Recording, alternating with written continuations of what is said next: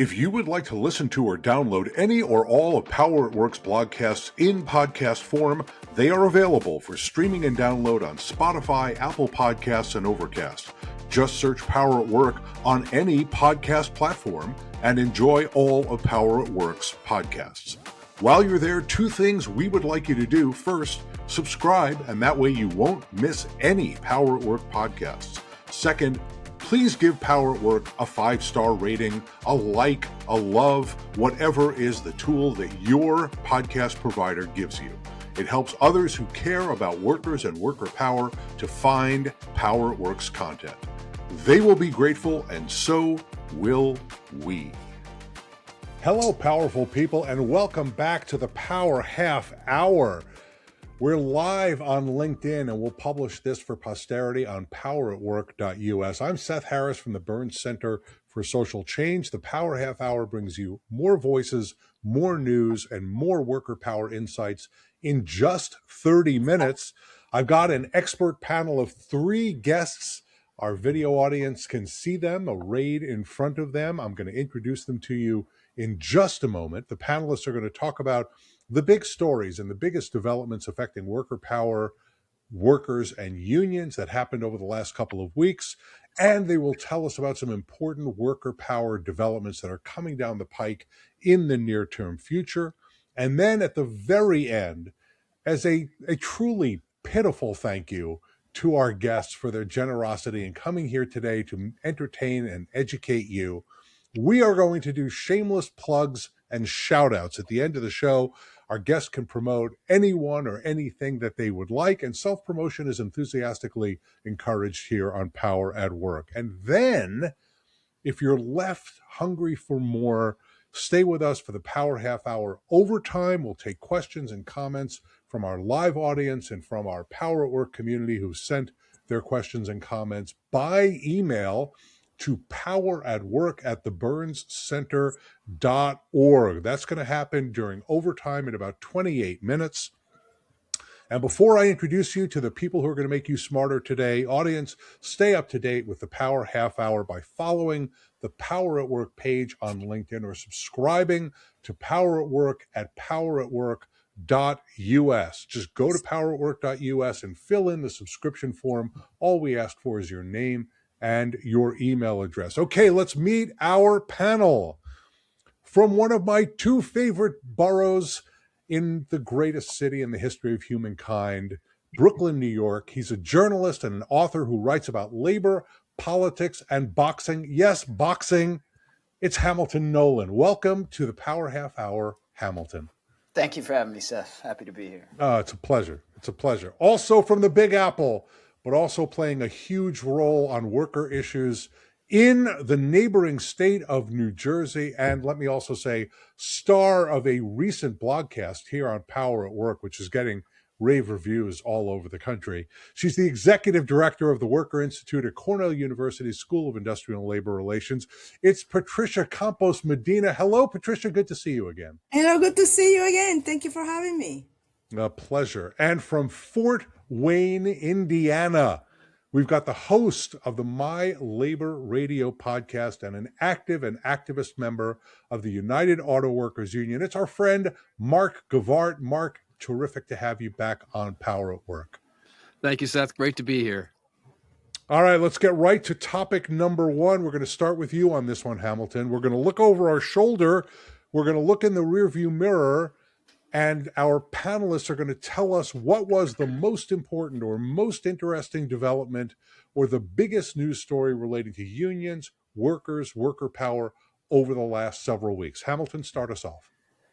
So I'm going to say Minneapolis, and Minneapolis is a little bit of a sideways labor story, but there's 2 important labor-related things, I think, that have gone down in Minneapolis this year that we all need to pay attention to. One, of course, is that Minneapolis kind of perfected the confluence of labor and political organizing in this time that we're living through. The cities around America that ICE has been going into, including Chicago, LA, New Orleans, North Carolina, all of these cities, you've seen a lot of community organizing and activists coming together to do Ice Watch and things like that. And I think Minneapolis has sort of perfected this kind of community organizing that has really reached through the entire city to all types of people in the city, has pulled in the entire community of Minneapolis organizing around this broader political issue. And so I think that just looking at the anti-ICE organizing in Minneapolis is a lot of good organizing lessons that labor can take from that, that we can apply to a lot of other scenarios, because it's really impressive thing. And that has been true in a lot of other cities, but Minneapolis the most. And secondly, I would say, Minneapolis had a general strike, or at least the closest thing to a general strike that we have seen in some time. Everybody likes to argue about the definition of what a general strike is and is not. Probably not that productive, but I was there. It was huge. It was minus 20 degrees, and there was 50 to 100,000 people in the streets. And that, of course, was pulled off with the help of a lot of local unions in Minneapolis. And so I think that's also an example of not just the confluence of labor and political organizing, but thinking big and pulling off big actions, and a lot of local unions working together on common issues. Minneapolis, a great city, great organizers, and great union things going down there that we all can learn from. All right. I want you to take one more minute and answer this question. Is the Minneapolis model replicable? So, for example, there are rumors floating around that have been published that ICE is getting ready to occupy New York City. Do we expect to see what happened in Minneapolis happen in New York City, or maybe even a level up from there?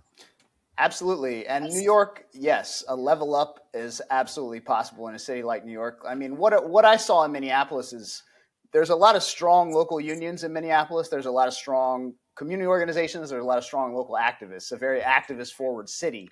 But there's nothing that they're doing there that cannot be replicated in any other city. And it's, the quality of what they had is it didn't come down from the national unions. It was very grassroots. It was very locally oriented.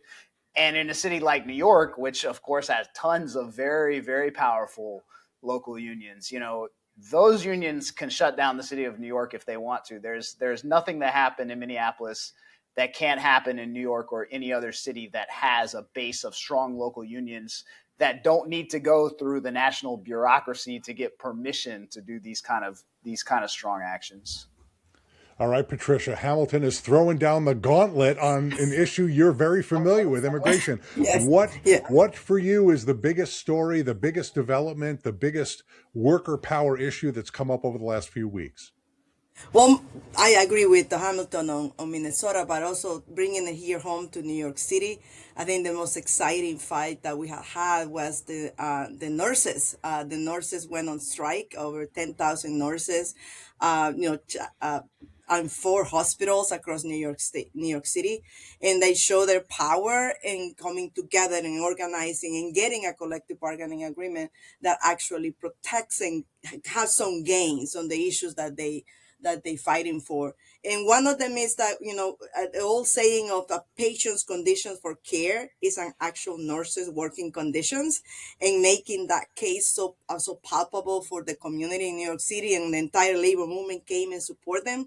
I think that's a great, exciting time. Because remember, after the pandemic, when we started thinking as the care economy as important for our overall economy, we hadn't thought about hospitals as a place where actual, they're actually not worrying anymore about just care conditions for patients. They're actually worrying about Wall Street investment and how much money they're making, how much money they're saving, and that's impacting the wages for nurses and the wages for everybody across the system. So I think that fight, that strike, brought out all what's really wrong with our healthcare system, and the fact that the nurses struck and won is a good beginning for that fight to try to re-energize the debate about how we bring back care that is focused on workers and is focused on patient outcomes. So I'm excited about that. Also, it's a good beginning to show that the labor movement in New York City and New York State has power, and the power that Hamilton is talking about, that we need to be ready to fight back any intrusion from Donald Trump in New York City. And it's happening at the ground level because there's a lot of labor education happening. And as a labor educator that had been doing all this local grassroots education on what's the role of unions in democracy, how do we resist authoritarianism? Unions are the ones who resist the authoritarian, and the authoritarian in our jobs are the boss sometimes. So making that connection that we have power to resist in our jobs, in our communities, and show solidarity with immigrant workers because they are in the same workplaces as us is important. Nurses are fighting for their patients and are protecting patients when they come to the hospitals, and I think that's a good show of resistance. So I'm excited about that fight, and excited about what's happening because the threats from Washington are demonstrating that workers can actually stand up. And what we do as to strike or to not accept the boss's demands is actually an act of resistance, and we just have to amplify that in this time of Donald Trump. Right. I want to agree with that, and I just want to add that these workers are taking to the streets in an era when Washington is radically slashing healthcare funding in our country, slashing Medicaid, undermining the Affordable Care Act subsidies, making it harder for hospitals to be able to operate. But the hospitals, in turn, are not treating their staff correctly. They're not paying them fairly. They're not staffing appropriately. So thanks for raising that one. Mark, what is the biggest story, the biggest event, the biggest development affecting worker power in the U.S. over the last several weeks? Well, I'm looking at something small, and that's what I did the last time I was with you, too. I'm going to Nevada. So if you know what's going on in Nevada, it's always the place where everybody goes to party. But this last Super Bowl showed us that less people are betting and partying out there, too. Kind of a shame. One of the things that's going on right now is Sherry's Ranch. Sherry's Ranch, what's that?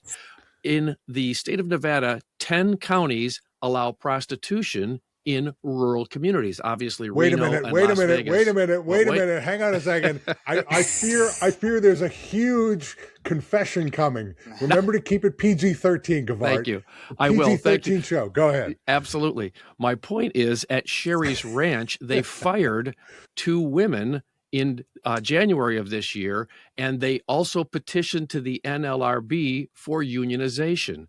So the United Brothel Workers are working with the CWA 9413 as the local. And I got to tell you that the picture I saw of the leadership of 9413, they were there shaking hands and talking to the sisters that were there to discuss what their needs were as they petitioned to the NLRB. But they were definitely did not learn any of this in organizing school in any way. Their training is for this type of situation. What they did was in December, they came forward with a sheet of paper and said, you must sign this document if you're going to continue working here. Well, the document was going to take their likeness, their creative work, their name, and any images that they would do would be the possession of Sherry's. And the most workers said, no, I can't sign that. That's my business. This is what I do. This is my future. 75 of them have now had this petition, so they fired the ones who were the ringleaders of the bunch. And this is not a new thing. This has happened in the past, but here they now have a petition at the table at the NLRB, and the CWA is on board to help them. Should get interesting. There are some people with large platforms that are in the business of making films, for lack of a better term, to keep it PG-13. And those folks are also proponents for what's happening here. So a very small little stamp of what's going on in labor. But again, as all the big things are happening, these are those small things in the background that still deserve it. Yes, it's sex work. It's still work. They want safety, security, and respect in the workplace. It's going to be very interesting. Just thought I'd throw that one out there. One you wouldn't hear from a lot of other folks. No, I think that's exactly right. We're not on Power at Work. We are not afraid to bring the stories that nobody else is covering. Although I have seen this covered in the labor press, no question about it. And let me just say, every worker needs a union. Everyone. That's whether where we're or not, at. Regardless of what moral judgments people are making about the work, it is work. And workers need to be protected, and they need to be able to come together to protect themselves. Go ahead, Patricia. Yeah, it reminds me of how insidious this issue of AI and artificial intelligence is, because it is an issue for models. In this issue it's their image, their likelihood, but it's the same thing in the modeling industry. For New York Fashion Week, we have that issue, and we did a report on it, how fashion conglomerates are taking the image of the models and then they use it to sell it, and you go to the TV and you get the model and they can try the dress, and they're not paying the models for that, selling that product. So that's just how insidious this is, that it is impacting different industries as well. So thank you for that story, Mark. Yeah, that's a great one. All right, topic number 2, what's coming next? Guests, get out your crystal balls. We're going to look into the future. Now, we're not looking to the turn of the millennium, 2099, the next few weeks, the next few months, the next few years. What will be the most important story or development or innovation or event affecting workers, worker power, and unions? Patricia, let's start with you. Look into the future. Tell us what you see. Well, I'm in a New York state of mind right now, but I'm thinking about what Mayor Mandami has offered to do. When he ran for mayor, he made this pledge to make childcare affordable for every New York City resident. And that's a very bold pledge, but he has a plan to get it done, and Governor Hochul has committed some resources to help him. But now it gets to the nitty gritty of what his childcare plan is going to look like, and whether we're going to create good jobs that are union jobs, and also good jobs for the providers who are also parents sometimes. So I'm excited about what that model for childcare is going to look like in New York City. We already have models of how to fund it. In Colorado, we have in New Mexico, we even in Connecticut, and now we're gonna enter into this debate here in New York City about how we're gonna fund it and what type of jobs we're going to create for workers. Because remember, childcare. As a mom of 2, I need childcare, but there's mothers who also provide the childcare. So we have to think about it in that relationship. It's not just how much I pay as a mother, but how much the person who takes care of my child needs to get paid to make it a good job. So unions are on the table, providers are on the table, and then we just have to figure out in this time of economic anxiety, how do we make that promise work? Because we need it. The economy needs an investment on childcare to make it more affordable and get women back to work and create that economic mobility that we need for working families. So I'm excited about that. And this is happening in it's budget season in New York State. So we'll see how we get it done. Yeah, that is a national issue, and we're going to get to see whether New York can create a model for large cities to provide childcare to folks. Okay, Mark, tell us what's coming down the pike, sir. I think we got to go back to something Patricia talked about, which is nurses. There are 4.7 million RNs in the United States right now. Only 225,000 of them are represented by a union. Now, you think about how many doctors there are, and really RNs outnumber them by quite a few. Now, 17% of those 4.7 million have a master's degree or more. Now, only 2.7% are doctors, but the important part of that is we need to grow that entire area. If you see the power that these nurses have brought so far, whether it's on the West Coast with Kaiser and the things that are happening out right there, and then what we just witnessed in New York, here in Michigan, here in the Midwest, there's a Grand Blanc, Michigan. There's Ford Genesis Health System. They're like on the 163rd, 164th day of being on strike. They were on strike since last September. They've stood out there in the cold every day, represented by Teamsters 332. So there's a lot of good opportunity for us to grab healthcare. Single payer healthcare would change that entire level playing field dramatically, and allowing them to do that. Because if you can imagine, not just are they working for safe working conditions and better staffing, but they're looking for fair workplace coverage themselves for medical coverage. They're in that business. Why would they be fighting for something like that? So it's a matter of how they run the business and how these healthcare providers have turned to where they are, this business model that they're in right now, not healthy for the nursing profession. And right now, the median age of nurses is 46 years old. So there's great opportunity in the next 10 years here to add more RNs, and let's get them unionized. That's the work that's ahead of us. Yeah, I'm surprised by that small percentage. I thought it was a higher percentage of nurses who were organized. So that sounds like a really potentially rich area for there are a number of unions, National Nurses United being the most prominent, but the American Federation of Teachers, others who represent nurses, SEIU, of course. Teamsters are very interested to see if they grow in the next few years. All right, Hamilton, what's coming in the future? What are we looking forward to in the near future? All right. Well, first I'm going to pull out my crystal ball and look one day into the future. Tomorrow, February 18th, the Bureau of Labor Statistics is going to release its annual report on union density in America. BLS publishes this every year. It's sort of the gold standard by which we measure the progress of union density in this country. And of course, I haven't seen it yet, but it's not going to go up.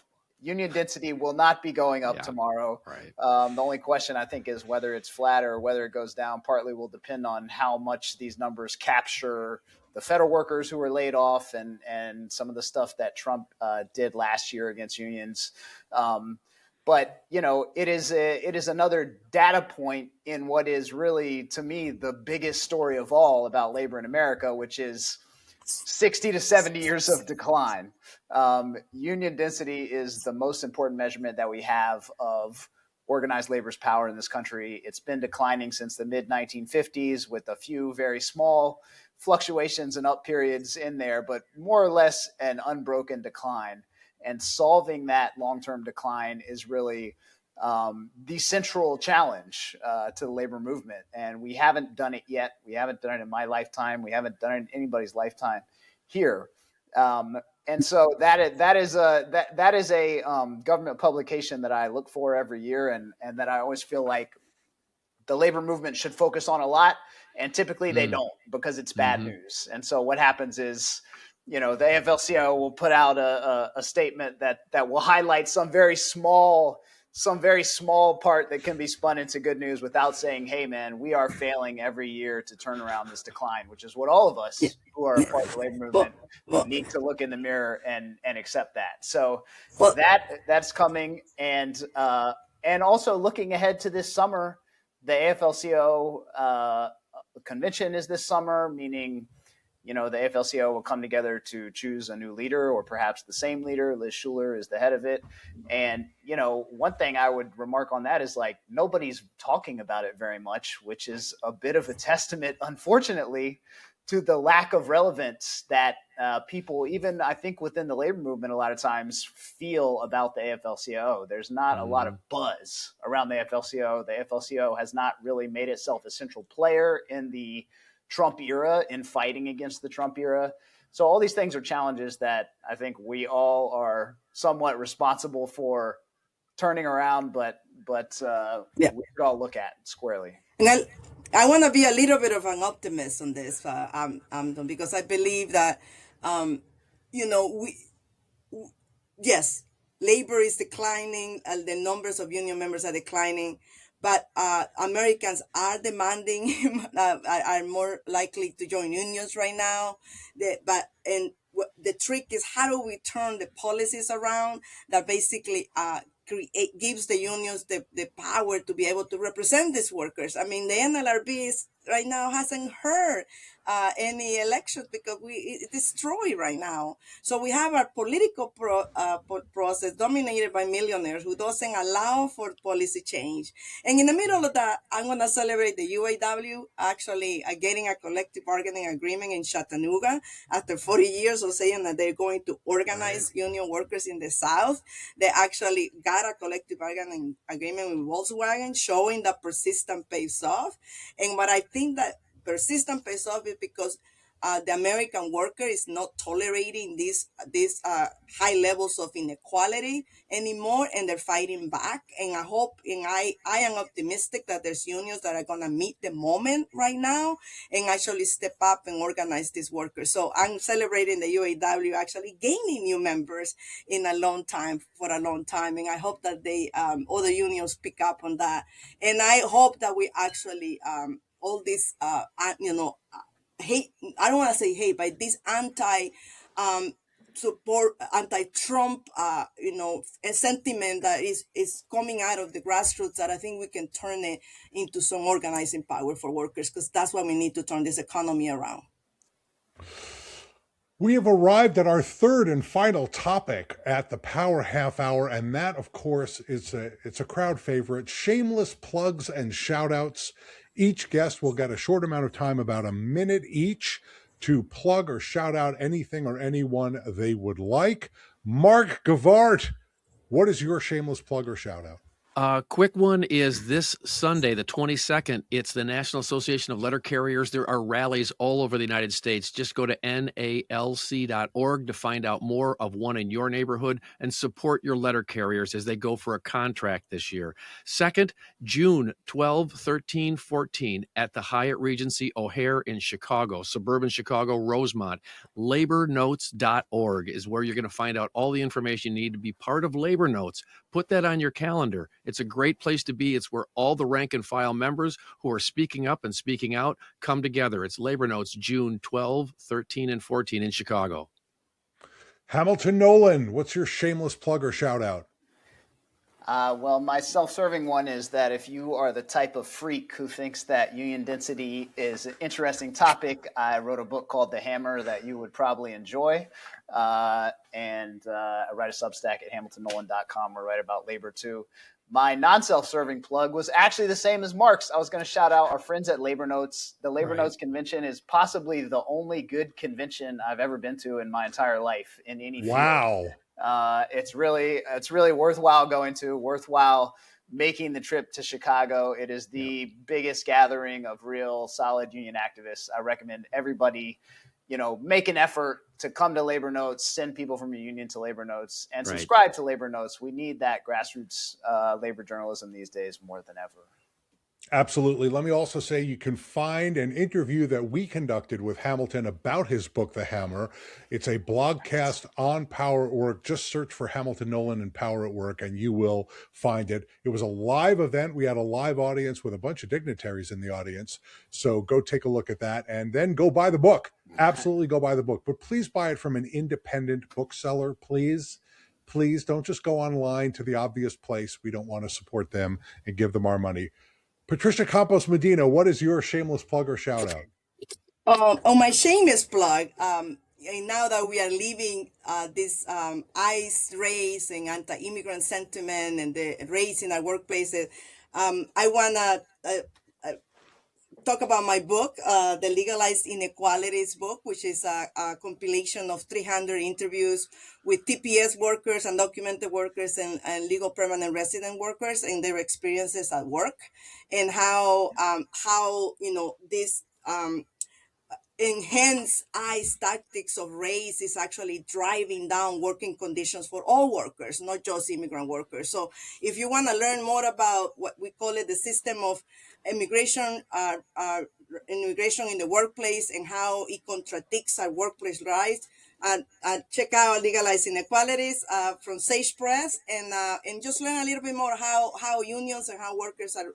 turning back the tide on the workplace. So that's my shameless plug. For a shout out, though, I want to shout out my dear friend Ana Lilia Mejia in CD11, who ran for Mikey Sherrill's open seat in Congress. She is a former union organizer with Unite Here, SEIU, and now worked for Bernie Sanders. And now she's going to, she won the special election to fill the seat that Mikey Sherrill, our new governor, is feeling left in CD11. So we will have a union organizer in Congress if she wins next month. So we shout out to her that more union people need to be running for office. Absolutely. Trade unionists run for office. No question about it. That's the only way we're going to get a working class voice in Congress. I am actually going to do a shameless plug, if you don't mind. We are not doing the regular weekly blogcast that we had been doing. We've been focusing on Power Half Hour, but we did record a blogcast today that will be released tomorrow, published tomorrow, Wednesday at 10 a.m.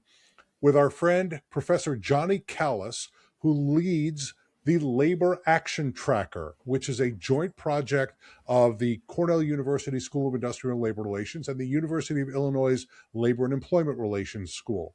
The Labor Action Tracker collects all of the data about all of the strikes and work stoppages around the country and reports back to us in this annual report. The annual report comes out tomorrow.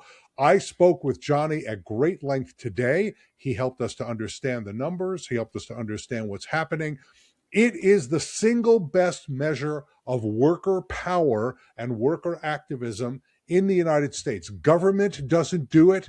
If you want to get Bloomberg's report, you got to pay $8 million to them to get their report. This is a publicly available resource put forward by highly skilled academics telling us where and why workers are going out on strike and in the numbers they are going out on strike. So please watch that blogcast on poweratwork.us tomorrow beginning at 10 a.m. Audience, stick with us if you can. We're going to begin Power Half Hours overtime in just a minute. For Hamilton Nolan, Patricia Campos-Medina, Mark Gevaart, and our producer Ayush Kanvilkar, thank you for joining the Power Half Hour. Stick around for overtime, but for right now, class is dismissed. Okay, panelists, take a breath, take a sip of water, and we're going to start with overtime in just a minute. I've gotten some of our emailed questions are in there. Okay, so actually, as I warned our guests, our audience is pretty savvy and they know who's going to be on because we obviously promote it on social media, particularly on LinkedIn where we are live. And Hamilton, the first one is directed at you, but I think this is one that Patricia and Mark will want to get in on as well.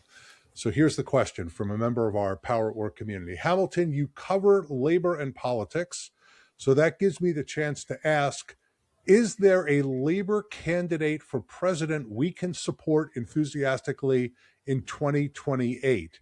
I feel like my choices are a billionaire and a bunch of moderates that have had to be dragged kicking and screaming to support labor issues in their states, and that's the Democrats. Wow. Well, our audience doesn't lack for opinions. We know that. Hamilton is now going to disclose to us the labor candidate, apparently, in 2028. The crystal ball. Take that anywhere you want to take that question. I mean, if I was the emperor, I would love to see a Sean Fain, Sarah Nelson ticket. Mm-hmm. Jump in the primaries and give it a shot. I mean, put labor in the mix. I don't think that's a terrible idea.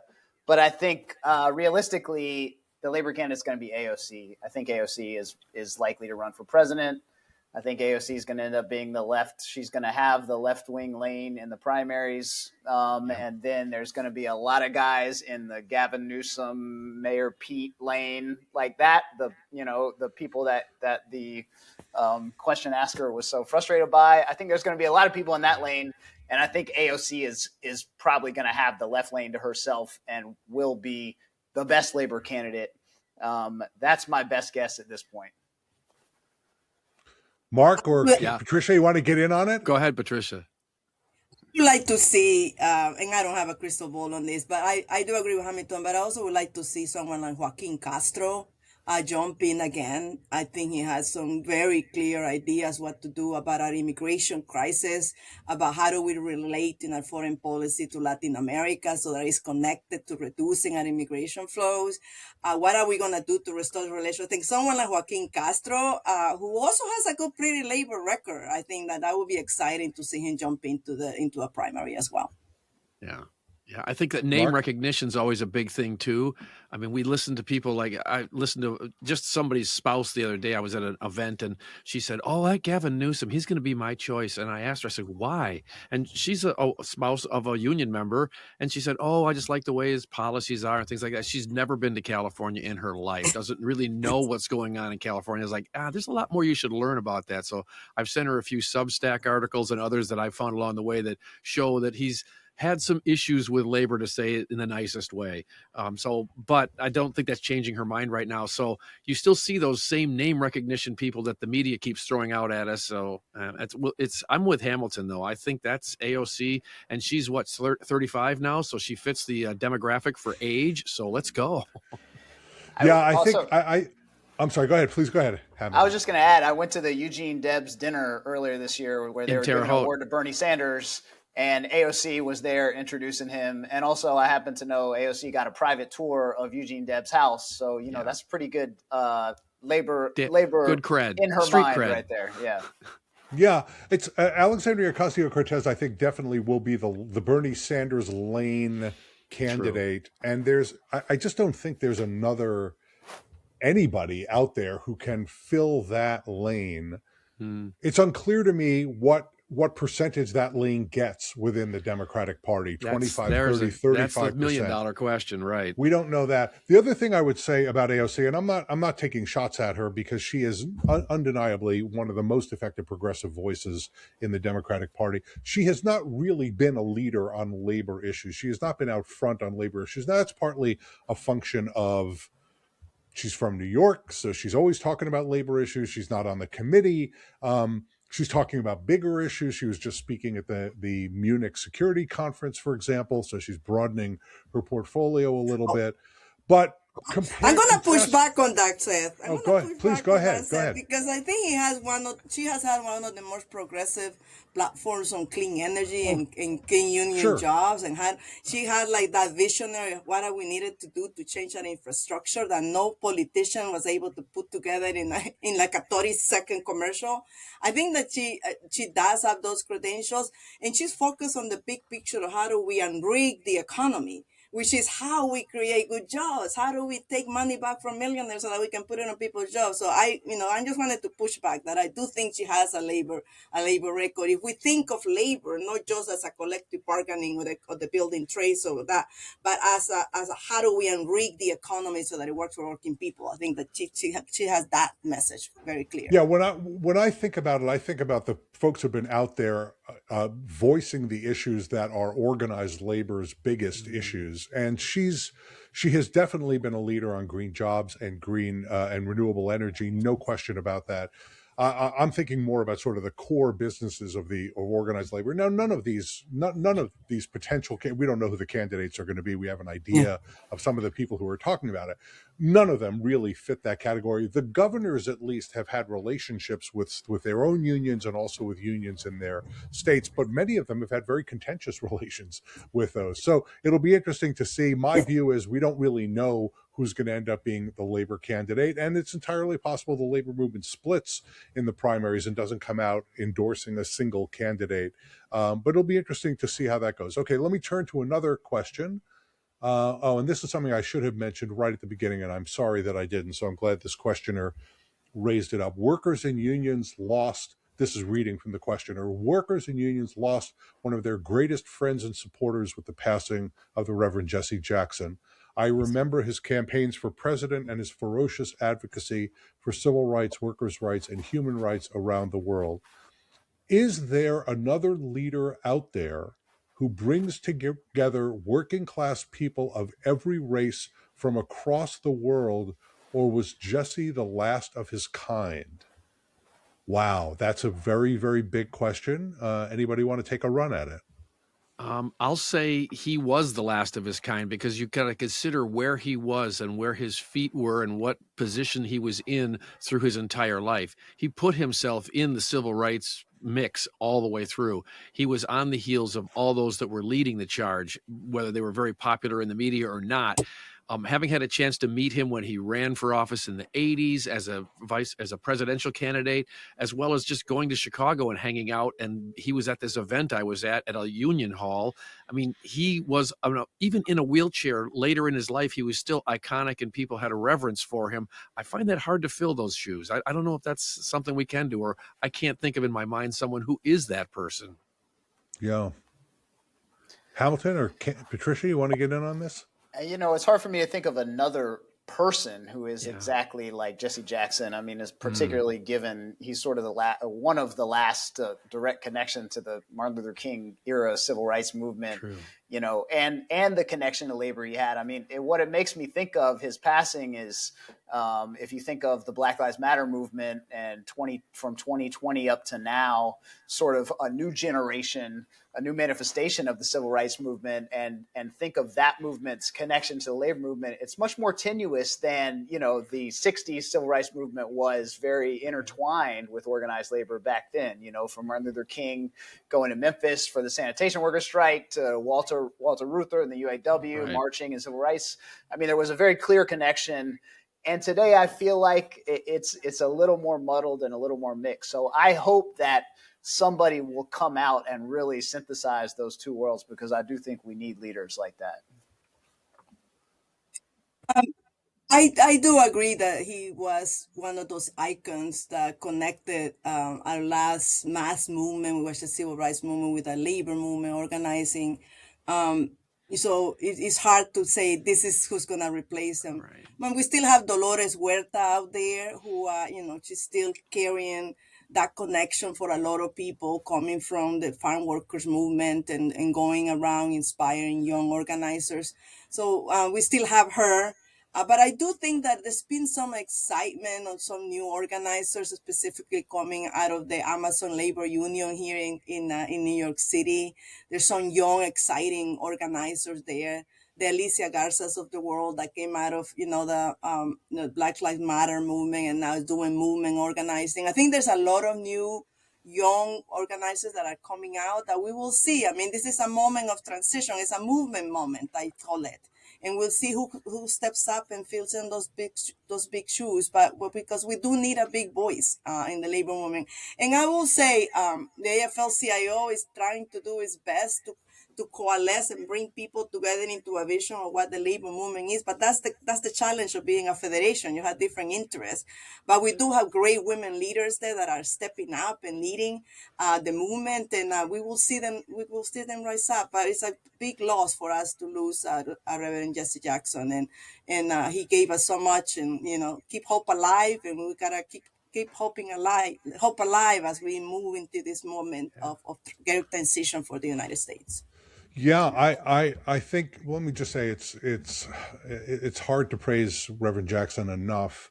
He was, to some extent, the bridge from the Martin Luther King era into the period of the certainly the 70s, but also the 80s and the 90s, when the world was changing very, very, very radically. Certainly economically, it was changing very dramatically. And he forced our country to continue focusing on the people who were being left out and left behind. He was a voice for those people. Now I think that we're in a different era where a single, very charismatic leader, a brilliant orator, someone who travels around and embodies the movement, we don't really have a lot of those anymore. Certainly on the left, we don't have a lot of those. Instead, what we tend to have, and in all of you are describing this, is a much more decentralized, organizer-based movement. We have a lot of institutions on the left, some of which have solid leaders, but not powerful and charismatic leaders who are able to bridge across movements.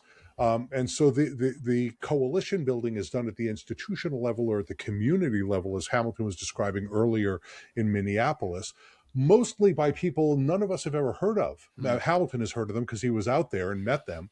But they're people that the public is just not even aware of, but they're doing the nitty-gritty work of organizing on the ground.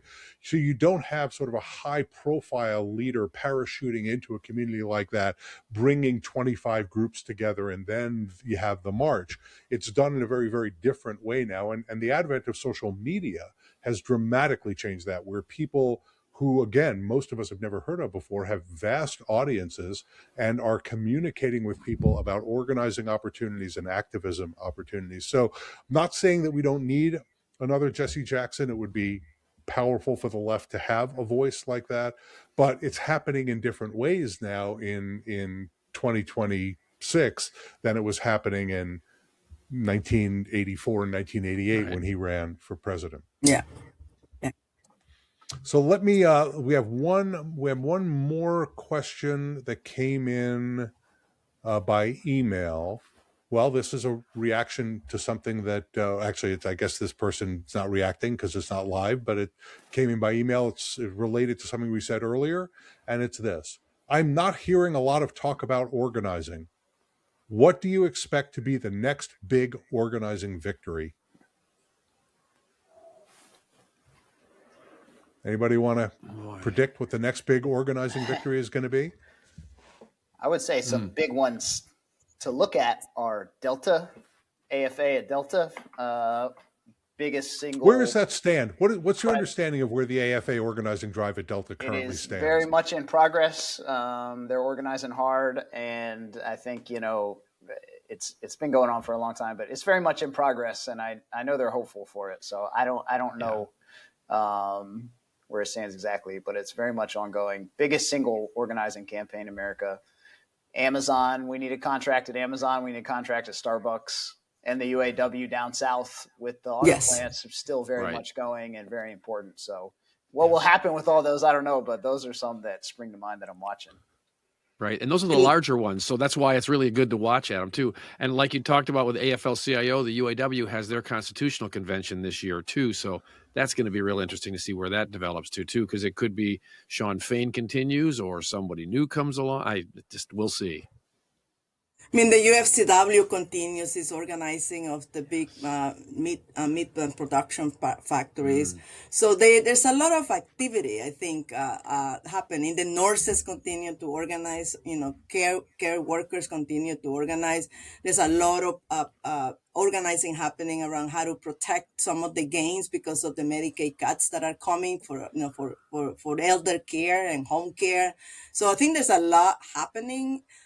That is on the ground, and labor organizing is hard. It's hard to win elections right now, and it's hard to get collective bargaining agreements because we have a system that doesn't recognize them, and a political system that has the power on the side of the employer. But workers are organizing, and our job is to make sure that that we get out their stories so that the public can support them. So. But I'm looking forward to more organizing in the care economy. And I talked about childcare. I talked about hospital organizing. I think that's going to continue because the population is getting older and more of our people will need care. And that means that's a growing workforce that will need better working conditions. Yeah, I would only add one. I agree with everything everybody has said.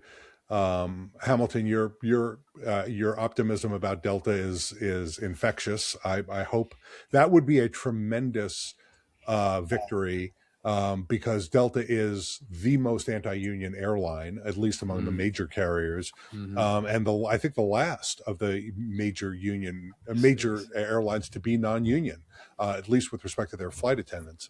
But I think also their mechanics are non-union. But I actually think the biggest organizing victory to come is rideshare drivers.